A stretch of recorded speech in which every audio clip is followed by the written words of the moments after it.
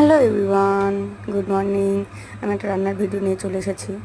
কড়াই তেল গরম করতে দিয়েছিলাম, তাতে আমি আস্ত গরম মশলা, শুকনো লঙ্কা, সামান্য একটু চিনি দিয়ে দিয়েছি। দিয়ে এর মধ্যে পেঁয়াজ কুচিগুলো দিয়ে দিয়েছি, দিয়ে সামান্য নুন দিয়ে ভাজতে দিয়েছি, যে ব্রাউন হওয়া পর্যন্ত আমি পেঁয়াজগুলোকে ভাজবো। তারপর আমি এখানে পরিষ্কার করে কেটে ধুয়ে রাখা মাংসগুলো দিয়ে দেবো। দিয়ে পেঁয়াজের সঙ্গে মাংসগুলো একটু ভেজে নেবো ব্রাউন ব্রাউন করে, যাতে মাংসগুলো কষার টাইমে ছাড়িয়ে নেওয়া যায়। আমি যখনই মাংস রান্না করি, আমি এই প্রসেসে মাংস রান্না করি, তাতে কী হয়, খেতেও সুন্দর লাগে, প্লাস মাংসটা ঘেটে যায় না।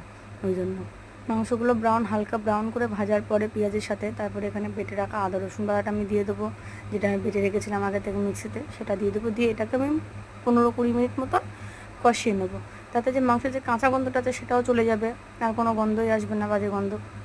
দু এক সময় আষ্টে গন্ধ বেরোয় মাংস দিয়ে রান্নার পরে, তা সেটা আর আসবে না। তারপরে আমি এর মধ্যে এক এক করে টমেটো কুচি, আমি এখানে 2টো টমেটো ইউজ করেছি, 2টো টমেটো কুচি, আর শুকনো লঙ্কা, জিরের গুঁড়ো, ধনের গুঁড়ো, হলুদ গুঁড়ো, গরম মশলা সব দিয়ে মাংসটা ভালো করে কষিয়ে নেব। নিয়ে তারপরে আমি এর মধ্যে ভেজে রেখেছিলাম আলু, সেই আলুগুলো দিয়ে দেবো, দিয়ে ভালো করে কষাবো মাংসটাকে আমি